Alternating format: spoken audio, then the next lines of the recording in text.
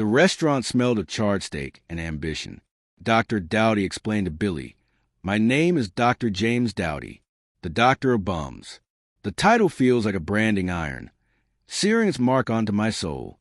That, Billy, is who I am." Now, Billy knew the truth. As Dr. Dowdy's story continues, if you're enjoying this journey, please hit like and subscribe. It helps us bring more stories like this to life. Now, on with the story. Billy leaned in, his voice steady, full of purpose. "I know you want to get away from surgery, and I understand why. But do you know what?" Dr. Dowdy's lip curled slightly. "Don't ask me to do anything that requires pressure. Period. I've had it. Hear me out, okay?" Billy held his hands up in surrender, his tone unwavering. The doctor said nothing, staring off toward the smudged window, where the city buzzed with the lives of people who still had something to lose. The waitress, polished but detached, strolled over. "Need anything else?" she asked, barely looking at either of them. Billy glanced at Dowdy, who shook his head. The waitress lingered only for a second before vanishing. Billy pressed forward. "Look, you called yourself a Dr. Bums, right?" Dowdy's lips tightened. "That's exactly what I want you to be. No surgery. No pressure, just exams, just care. These people, they have nothing, and I want them to have something. I want them to have you." Silence. Dr. Dowdy's stare remained cold, distant. Billy watched him closely, saw the faintest flicker of hesitation in his eyes. Then finally, "One. I'd need an office," Dowdy muttered. "A nurse. A place to live. I only want enough to survive." Billy exhaled a slow, satisfied breath. "Agreed." As they left the restaurant, Billy slipped a card into Dr. Dowdy's pocket. "Just in case," he murmured. Days passed. The card remained untouched, buried in the frayed folds of Dowdy's coat.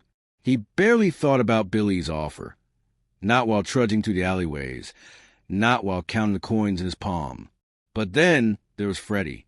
Freddie, his only real friend among the homeless. Freddie, who had been carrying the same wound for months, an infection eating its way through the meat of his leg, unhealed, ignored by the hospitals that wouldn't take him. Freddie collapsed one evening, shivering, burning with fever. The infection was winning.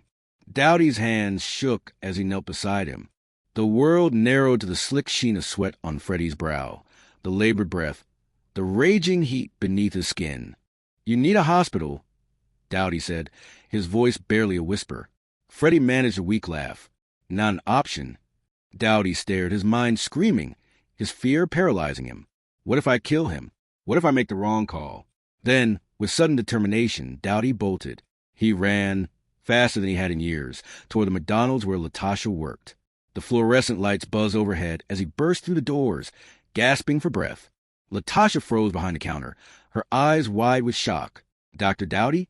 I need help," he said, shaking the card in front of her. "Freddie, he's dying. I need supplies. I need Billy." Latasha hesitated, her past guilt flickering across her face. But then she grabbed the phone. Fingers trembling, she dialed. The receiver pressed to her ear. She waited, breath shallow. Billy answered almost immediately.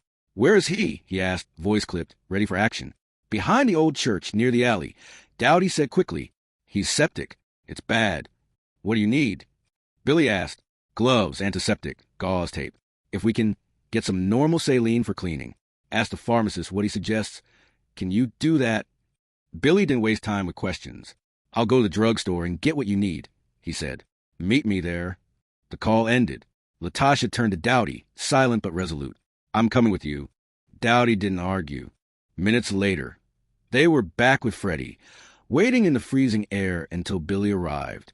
And when he did, bags full of medical supplies in hand, something shifted in Dowdy. He wasn't alone. Together, they worked.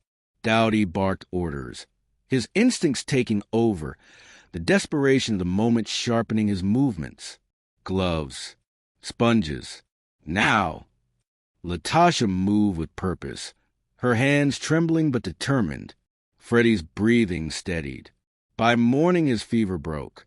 Dowdy sat back, staring at his hands. Hands that had once brought only failure, now covered in the proof of a life saved. Billy watched, expectant. Dr. Dowdy reached into his coat and pulled out the card he had ignored for days. He held it up. "Let's do it," he said. Billy smiled. The clinic opens. Billy found a small space in an empty building. It wasn't much, but it was enough. He hired Latasha, offering her more than she earned at McDonald's, paying Dr. Dowdy a small stipend. The past would not define them. It would shape them, guide them, but not bury them. And on the first day, they expected a few patients. Instead, the crowd was suffocating. The line stretched down the block. Homeless men and women, faces drawn with suffering, bodies weakened by years of neglect. They had nothing, and they came for the one man who understood that pain better than anyone else. Dr. Dowdy stood at the door, staring at the masses, his breath hitching. Latasha stood beside him, clipboard in hand, steady despite the chaos. Billy watched from the side, nodding. "You ready?" Billy asked. Dowdy exhaled. "No," he admitted, but he stepped forward anyway. This was only the beginning. As the doors of the clinic open, a flood of people rush in, those forgotten by the system, desperate for care. Dr. Dowdy and Latasha have stepped into a new chapter, one where they will serve the many who have nowhere else to turn. But while they tend to the wounds of the homeless, their own scars remain. If you've enjoyed this journey so far, don't forget to like and subscribe. To subscribe, click the logo in the bottom right-hand corner of the screen. There's so much more ahead as James and Latasha face their past while trying to build a future. See you in the next chapter.